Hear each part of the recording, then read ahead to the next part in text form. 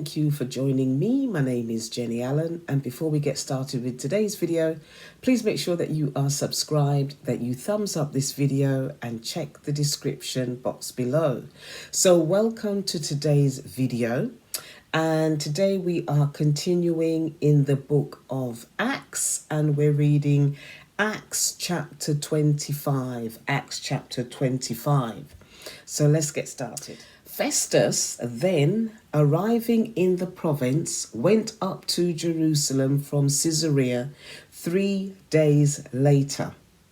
And the chief priests and the leading men of the Jews brought charges against Paul, and they were pleading with Festus, requesting a concession against Paul, that he might have brought to Jerusalem, at the same time setting an ambush to kill him on the way.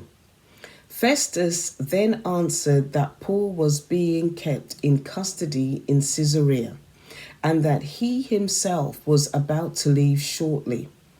Therefore, he said, "Have the influential men among you go there with me, and if there is anything wrong about the man, have them bring charges against him." After Festus had spent no more than 8 to 10 days among them, he went down to Caesarea, and on the next day he took his seat on the tribunal and ordered that Paul be brought. After Paul arrived, the Jews who had come down from Jerusalem stood around him, bringing many and serious charges against him, which they could not prove. While Paul said in his own defense, "I have not done anything wrong either against the law of the Jews or against the temple or against Caesar." But Festus, wanting to do the Jews a favor, replied to Paul and said, "Are you willing to go up to Jerusalem and stand trial before me on these charges?"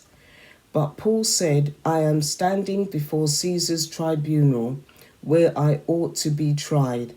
I have done nothing wrong to the Jews, as you also very well know. If therefore I am in the wrong and have committed something deserving death, I am not trying to avoid execution. But if there is nothing to the accusations which these men are bringing against me, no one can hand me over to them. I appeal to Caesar." Then when Festus had conferred with his council, he answered, "You have appealed to Caesar. To Caesar you shall go." Now when several days had passed, King Agrippa and Bernice arrived in Caesarea, paying their respects to Festus. And while they were spending many days there, Festus presented Paul's case to the king, saying, "There is a man who was left as a prisoner by Felix, and when I was in Jerusalem, the chief priests and the elders of the Jews brought charges against him, asking for a sentence of condemnation against him.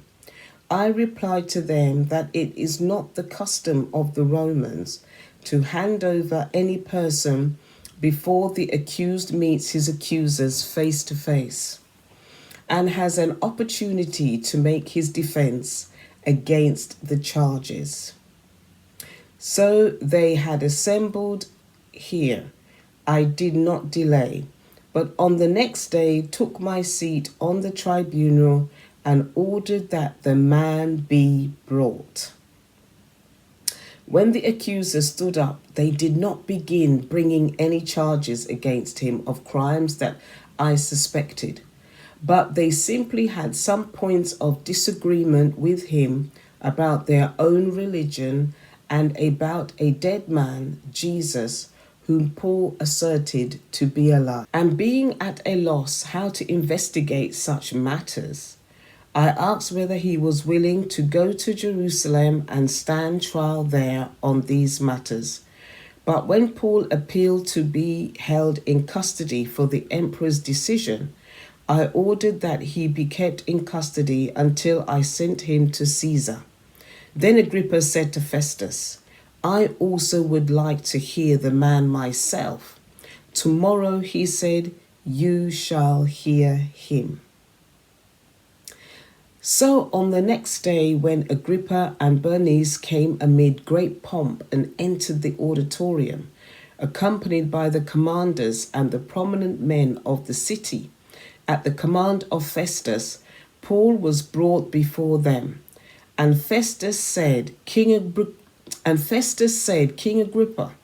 and all you gentlemen present with me, you see this man about whom all the people of the Jews appeal to me, both in Jerusalem and here, shouting that he ought not to live any longer. But I found that he had committed nothing deserving death, and since he himself appealed to the emperor, I decided to send him. Yet I have nothing definite about him to write to my Lord.